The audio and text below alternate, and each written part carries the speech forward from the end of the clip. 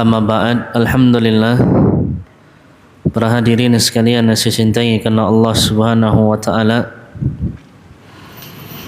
Tiada kata yang paling indah untuk kita haturkan pertama kali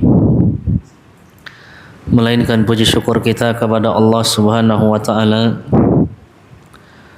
di mana Allah Subhanahu wa taala telah memberikan kepada kita begitu banyak kenikmatan dan karunia, terlebih kenikmatan yang berkaitan dengan hati kita berupa manisnya hidayah dari Allah Subhanahu wa taala. Salawat beriring salam semoga tercurah limpahkan kepada suri tauladan yang mulia Nabi Allah Muhammad sallallahu alaihi wasallam beserta keluarga beliau, para sahabat beliau, para tabi'in, tabi'ut tabi'in, dan orang-orang yang senantiasa mengikuti sunnah beliau hingga hari kiamat kelak. Para jamaah saya cintai karena Allah, alhamdulillah kita kembali berkumpul di majelis yang mulia ini dalam rangka mencari keridhaan Allah Subhanahu wa taala dan juga melanjutkan pelajaran kita dari kitab Al-Wabilus Shayyib, buah karya Al-Imam Ibnul Qayyim rahimahullahu ta'ala. Dan alhamdulillah kita sudah berada di penjelasan tentang wasiat yang keempat yang disampaikan oleh Nabi Yahya kepada Bani Israel, yang disampaikan oleh Nabi kita yang mulia Muhammad sallallahu alaihi wasallam kepada kita, yaitu wasiat tentang sedekah yang merupakan perintah langsung dari Allah Subhanahu wa taala, yang dimana kata Nabi Yahya bahwa Allah memerintah Bani Israel untuk bersedekah karena permisalan orang yang bersedekah itu seperti seorang yang ditawan oleh musuh hendak dibunuh, kemudian orang yang tertawan tersebut menawarkan tebusan hartanya untuk menyelamatkan nyawanya dari musuh tersebut. Ya, kemudian kita juga sudah melihat bagaimana penjelasan Al-Imam Ibnul Qayyim rahimahullahu taala bahwa buah manis di balik sedekah itu adalah hal yang benar-benar menjadi bukti, sebaik-baik dalil, sebaik-baik bukti bagi hamba-hamba Allah. Bahkan buah manis di balik sedekah itu bisa didapatkan oleh orang kafir sekalipun. Ya, karena begitulah sifatnya Sang Rahman, Sang Rahim, sifatnya Sang Al-Hakim. Allah adalah Rabb yang Maha Pengasih lagi Maha Penyayang, Rabb yang Maha Bijaksana, Rabb yang Maha Adil. Di antara bentuk keadilan dan kemaha bijaksanaan Allah adalah terkadang Allah berikan buah manis di balik kebaikan-kebaikan, baik kepada mukmin bahkan kepada yang kafir di dunia. Ya, subhanallah. Nah, di sini tentunya terdapat motivasi dan juga penyemangat bagi kita, wahai hamba-hamba Allah, bahwa apabila orang kafir saja sampai diberikan buah manis di balik sedekah di dunia berupa diangkatnya berbagai macam bala, ya, maka seorang mukmin harus lebih semangat di dalam bersedekah. Seorang mukmin harus lebih semangat untuk ikhtiar mencari sebab agar berbagai macam bala itu diangkat oleh Allah Subhanahu wa taala. Di antaranya adalah dengan bersedekah. Kita yang punya masalah rumah tangga, kita yang punya masalah ekonomi, kita yang punya masalah berkaitan dengan dosa, maka di antara kiat untuk bisa melepaskan semua itu adalah dengan bersedekah karena Allah Subhanahu wa taala. Kita juga sudah baca sebuah hadis yang diriwayatkan oleh Imam At-Tirmidzi dari sahabat Anas radhiyallahu anhu bahwa Nabi berkata, sesungguhnya sedekah itu akan memadamkan amarah Allah, ya, dan juga mencegah su'ul khatimah. Su'ul khatimah. Jamaah, kalaulah sulit bagi kita untuk meredam amarah di antara amarah-amarah makhluk. Ada makhluk yang terkadang tidak ridho dengan kita. Ada makhluk yang terkadang kesal dengan kesalahan kita. Ya, apalagi kesalahan yang pernah kita buat kepadanya adalah kesalahan yang berat baginya. Kalaupun memaafkan, banyak sekali embel-embel biasanya saya maafkan, tapi luka ini tidak akan bisa seperti sedia kala. Susah ingin memadamkan amarah makhluk. Itu makhluk yang tidak ada apa-apanya. Maka bagaimana dengan amarah Allah Subhanahu wa taala? Fatiras samawati wal ard, pencipta langit dan bumi, yang maha perkasa, maha besar, maha tinggi, maha kuat. Bagaimana amarahnya? Dan wujud ya Allah Subhanahu wa taala meluapkan amarah Allah adalah neraka jahanam. Subhanallah. Adakah yang mampu sabar dengan neraka jahanam? Adakah yang mampu menolak neraka jahanam? Tidak ada, kecuali Allah Subhanahu wa taala sendiri. Jadi amarah Allah begitu besar. Tapi itulah indahnya agama Islam. Bahwa di antara bentuk keindahan agama Islam adalah amalan Islam memiliki amalan yang sangat ringan tapi melahirkan ganjaran yang sangat besar. Di antaranya adalah sedekah.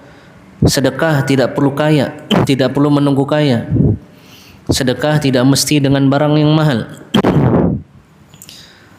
Nah, sedekah yang ikhlas, yang tulus karena Allah bisa memadamkan amarah Allah Subhanahu wa taala. Ini sangat luar biasa para jamaah. Ya. Nah, kemudian kita kemarin juga sudah membaca bagaimana penjelasan Al-Imam Ibnu Qayyim rahimahullah, bahwasanya beliau mengatakan bahwa sedekah itu memadamkan amarah Allah, sebagaimana juga bisa memadamkan dosa-dosa. Sebagaimana air memadamkan api.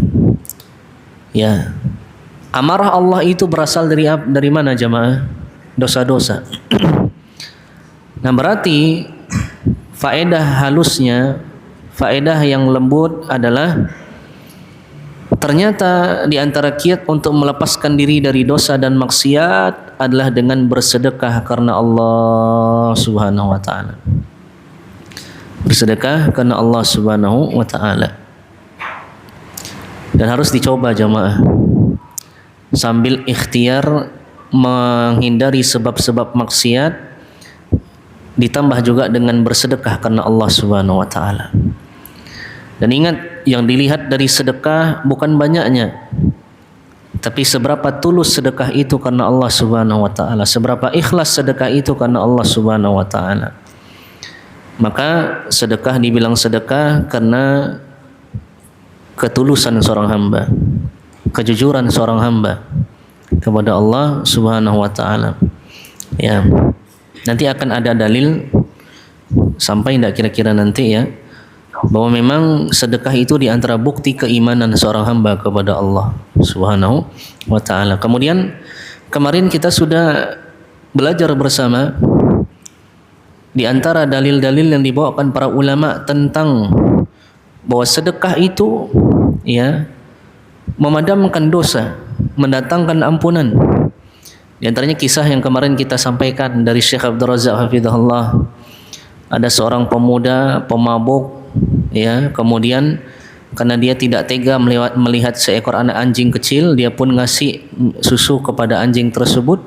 Besok paginya dia lupa dengan yang namanya mabuk.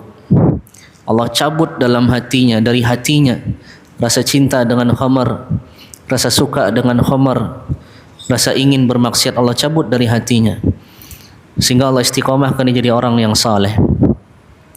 Nah, kita lihat bahwasannya sedekah adalah sebab ampunan, seperti hadis tentang al-mar'atul baghiyah, ya, seorang wanita yang pezina yang memberikan minum kepada seekor anjing. Lihat jamaah, berapa nilai sedekah yang diberikan olehnya? Berapa? Cuma air gratis. Jadi sedekah bukan tentang nilai. Terus kita lihat makhluk apa yang dia bersedekah untuknya? Makhluk apa? Anjing.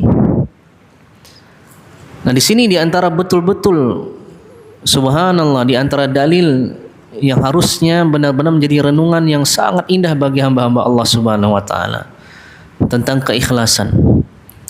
Sedekah yang diberikan cuma air, tidak ada harganya, gratis. Dan makhluk yang dia sedekahkan untuknya adalah seekor anjing, dan yang memberi sedekah tersebut adalah seorang pezina. Maka Anda wahai hamba-hamba Allah, kita wahai hamba-hamba Allah Subhanahu wa taala tidak lebih buruk dari seorang pezina tersebut. Wala nuzaki 'alallahi ahada. Ya. Kemudian yang kita berikan tidak lebih murah daripada seteguk air yang gratis. Dan makhluk yang kita sedekahkan untuknya tidak lebih hina daripada anjing. Istri kita, anak-anak kita, apalagi kalau kita cerdas di dalam bersedekah yang sifatnya muta'addi, luas, sifatnya jariyah, sifatnya bisa terus berkembang. Di antaranya sedekah untuk dakwah, sedekah kepada para ustadz. Para ustadz banyak yang kekurangan beras. Para santri banyak yang miskin-miskin. Saya pernah jadi santri para jamaah, dan seumur hidup akan terus menjadi santri. Kita pernah merasakan betapa bahagianya diberikan sedekah.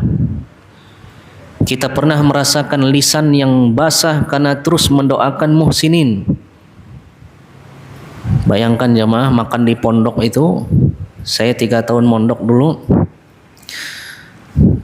Awalnya dari rumah tidak bisa makan sayur.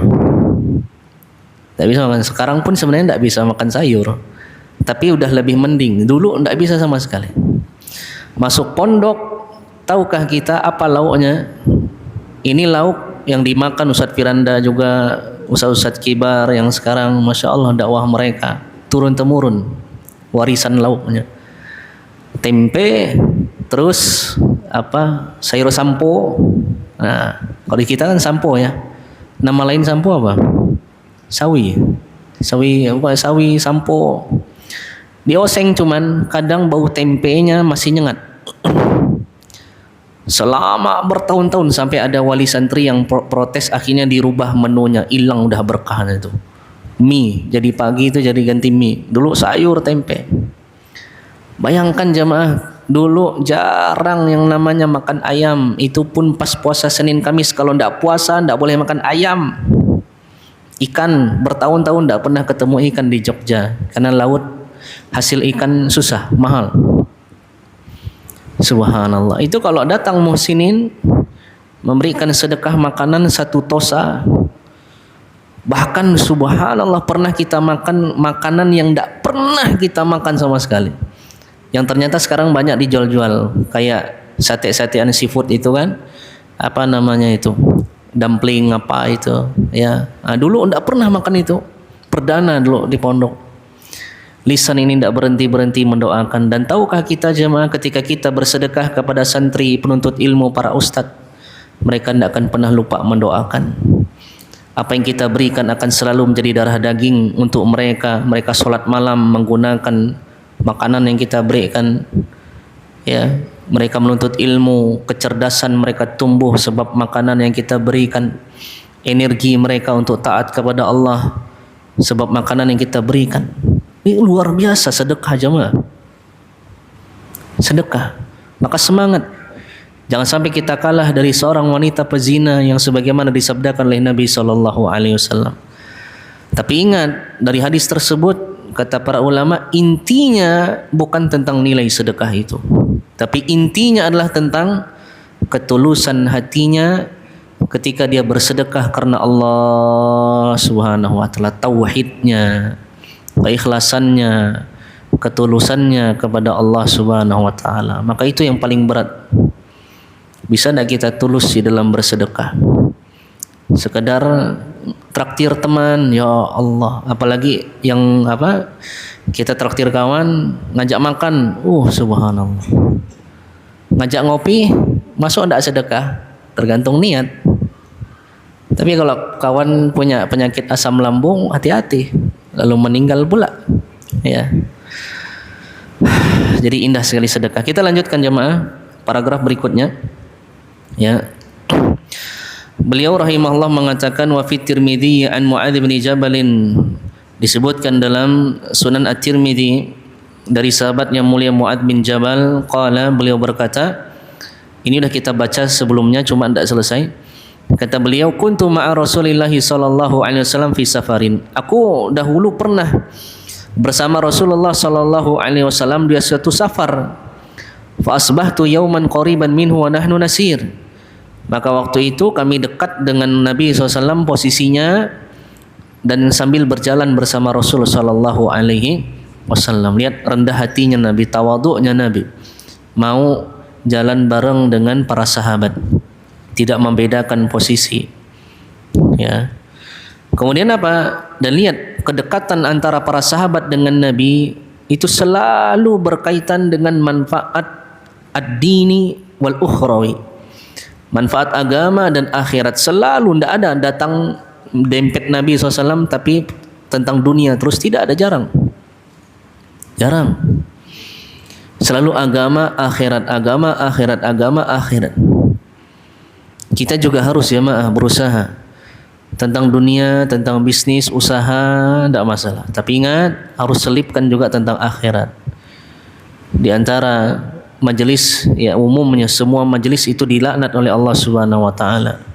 Kecuali yang di situ ada disebutkan nama Allah Subhanahu wa taala, paling tidak sebut nama Allah.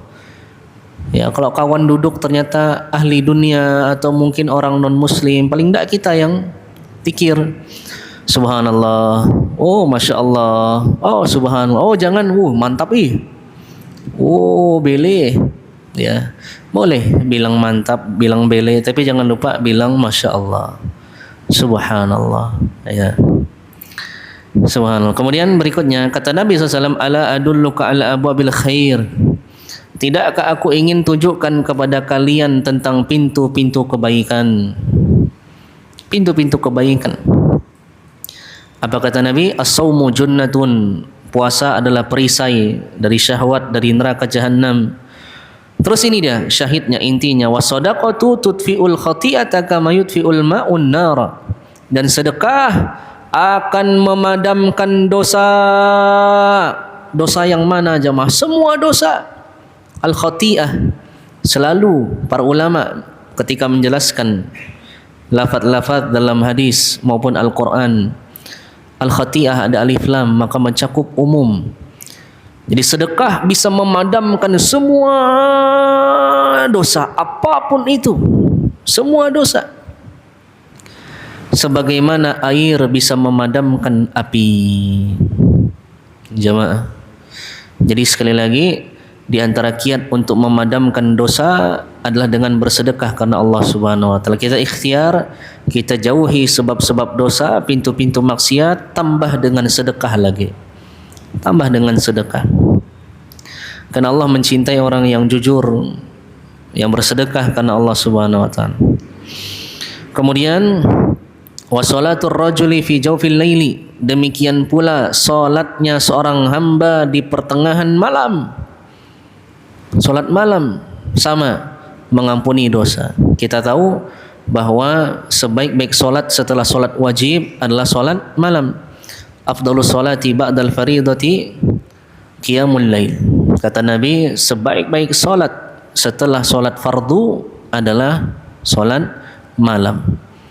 Salat malam, dan salat malam di sini maksudnya salat mutlak terbaik, karena ibadah sunnah itu kan dua, ada ibadah mutlak, ada ibadah yang punya sebab.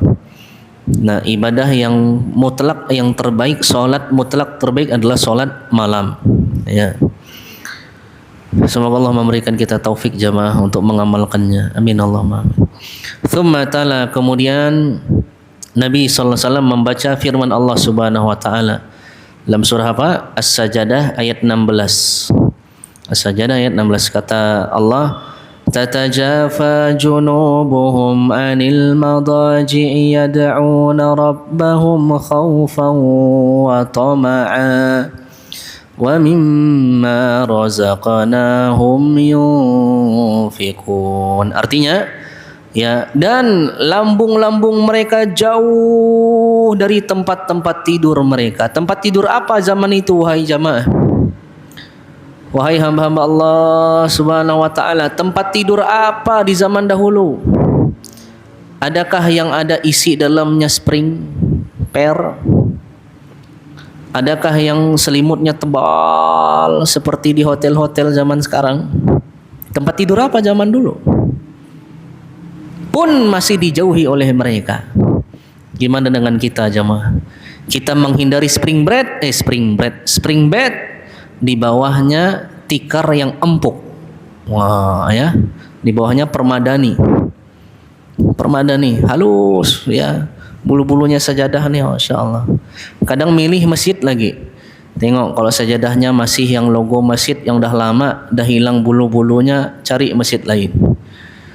Ya, cari masjid lain yang masih tebal, AC lagi. Oh, Masya Allah. Ya. Tapi kalau untuk sholat tidak masalah. Jadi kasur apa zaman dulu? Lambung-lambung mereka jauh dari kasur-kasur mereka.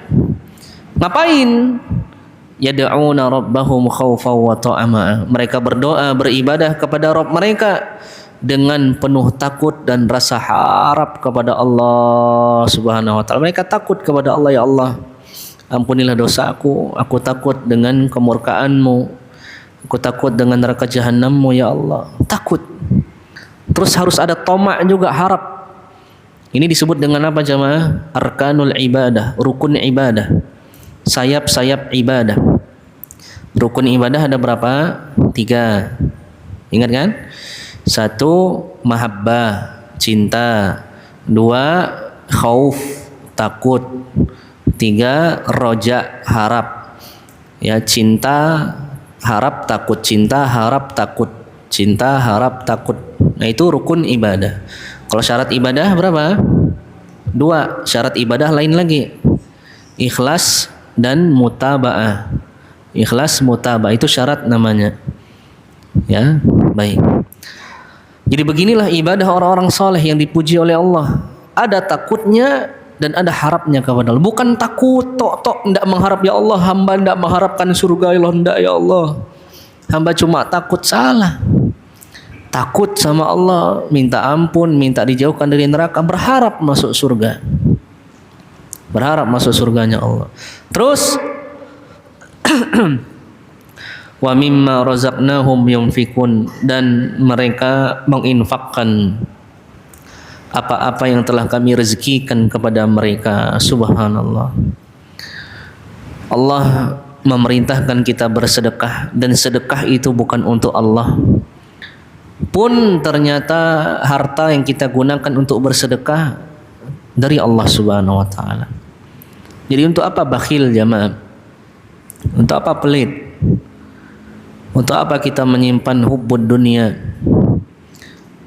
Zaman sekarang ni kita diuji, jamaah. Betul-betul diuji dengan fasilitas dunia. Semakin bagus dunianya, semakin takut kita akan kecacatannya. Semakin bagus dunia itu, semakin khawatir kita akan kehilangannya. Contoh sederhana zaman sekarang, handphone. Oh, kalau dah ada nongol yang terbaru, mulai FOMO. Bukan melarang beli kalau memang ada kepentingan. Tapi ingat, sebelum kita melakukan sesuatu, muhasabah. Tanyakan hati kita, apa pentingnya benda ini? Apa pentingnya bagi dunia? Apa pentingnya bagi akhirat?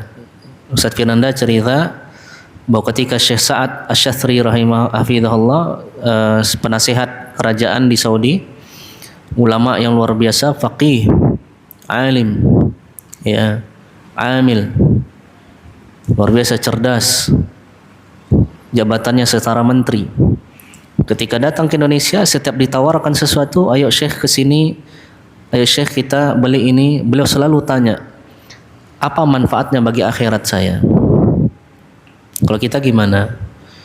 Sekarang subhanallah, kita beli HP baru, mau merek apapun itu, apalagi yang terkenal dah brandnya, Sampai ada orang buat status, orang zaman dulu ya, kalau beli HP nyimpannya gini, nyimpannya kameranya di bawah.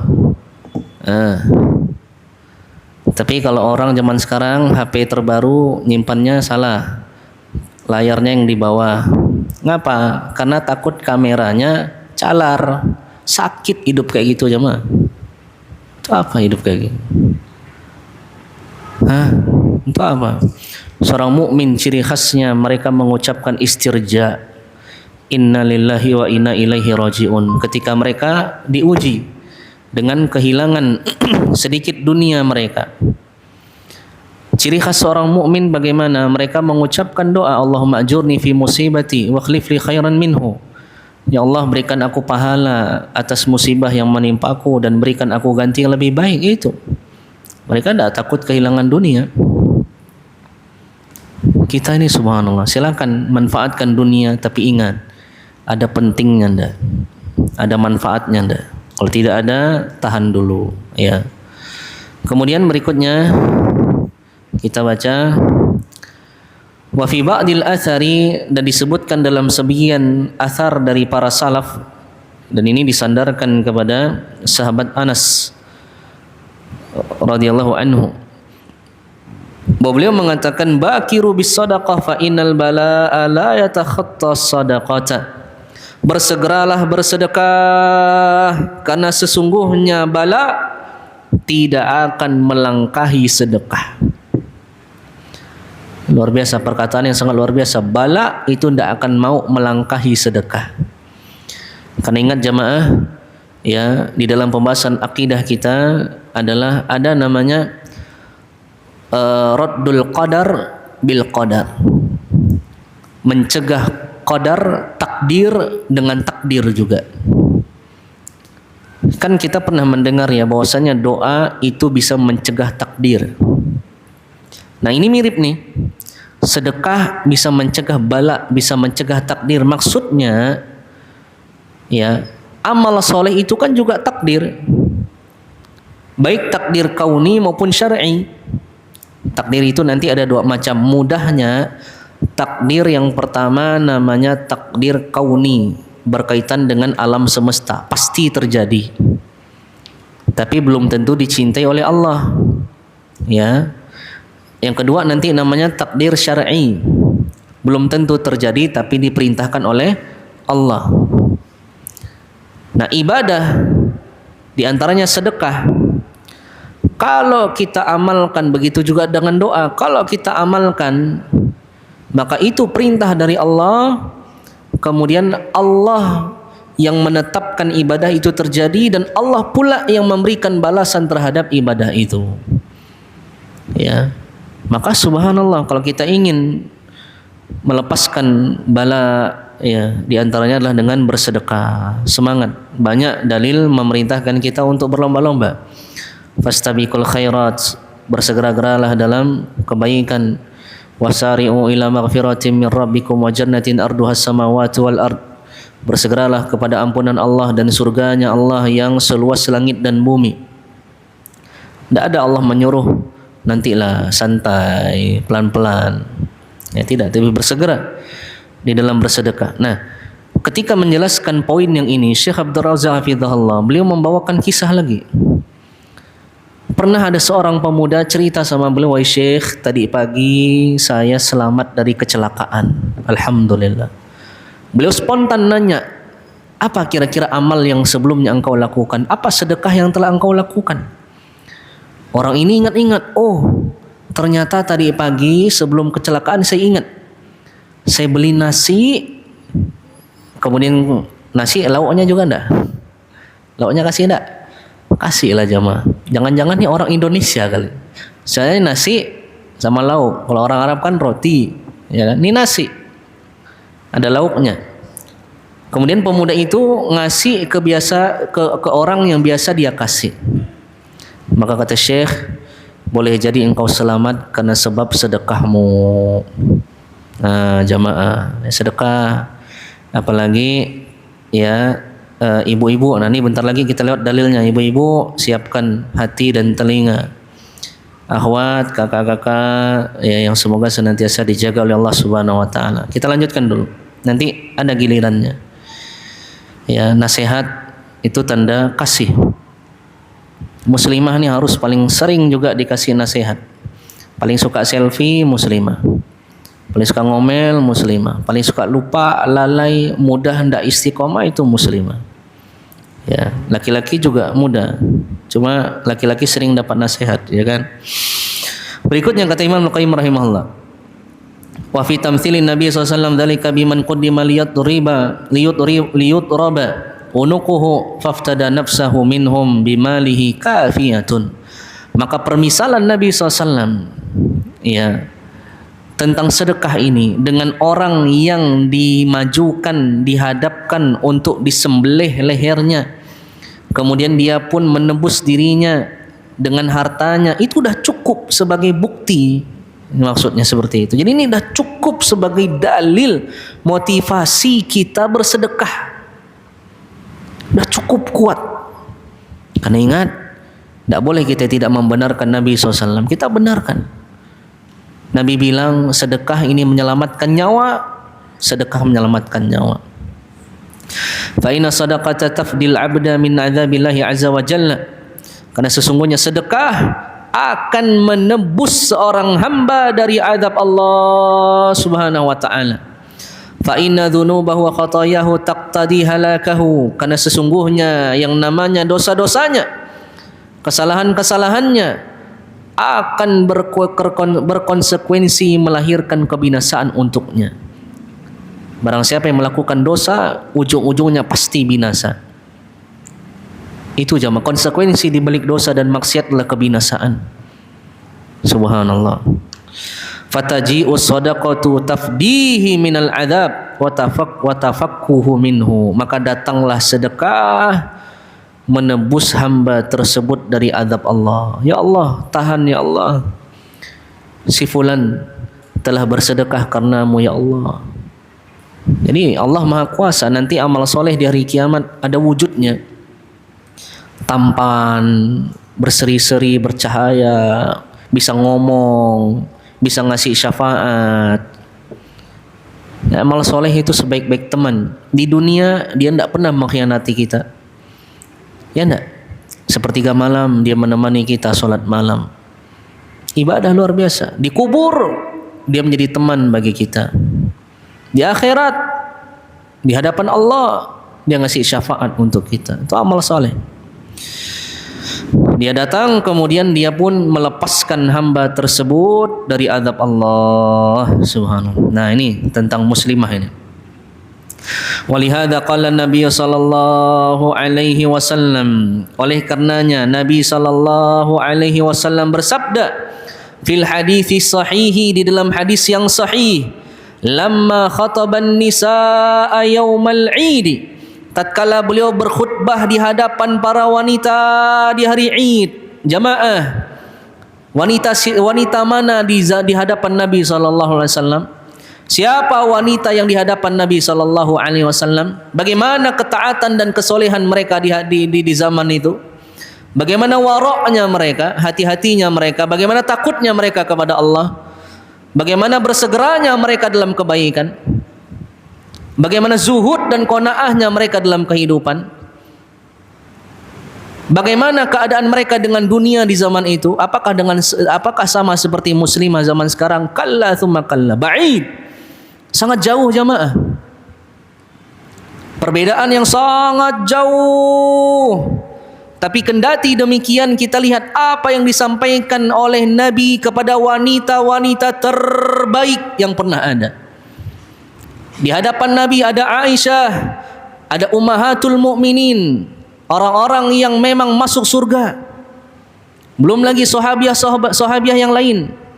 Kata Nabi sallallahu alaihi wasallam, ya ma'syaran nisa, wahai sekalian wanita, tasaddaqna walau min hullikunna, bersedekahlah kalian walaupun dari perhiasan kalian. Tidak ada barang lain dari perhiasan, sedekahlah. Terus apa kata Nabi? Fa inni ra'aitu kunna aktsara ahlin nar. karena sesungguhnya aku melihat kalian adalah penghuni neraka terbanyak. Siapa mereka tadi? Ummahatul mu'minin. Siapa mereka tadi? Para sahabiyah. Tidak perlu ditanyakan lagi bagaimana ketakwaan mereka kepada Allah, kezuhudan mereka, qanaah, wara' mereka kepada Allah.